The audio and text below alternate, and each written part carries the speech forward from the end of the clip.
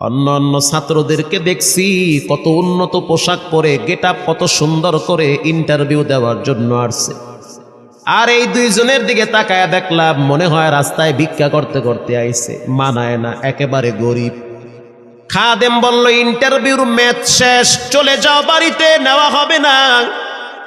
যাদের ব্যাপারে পরীক্ষা নেওয়া হয়েছে তাদের ব্যাপারে ঘোষণা দেওয়া হবে। বাচ্চা দুইটা নাসর বান্দা বলতে আছে, আমাদের তো টাকা নাই যে আমরা ভাড়া দিয়ে এখানে আসব। বাবায় বড় কষ্ট করে 2-4টা টাকা জমা কইরা পকেটে দিয়া পাঠায় দিছে, এজন্য আসতে দেরি হয়েছে। খাদেমের বড় মায়া লাগছে, কারণ খাদেমও গরিবের সন্তান। ভিতরে গিয়া মুয়াজ্জিম সাহেবের বলতে আছে, ও ভাই, বাহিরে 2টা বাচ্চা দাঁড়ায় আছে, ওরা নাকি হাফেজে কোরআন, কিন্তু দেখলে তো মানায় না।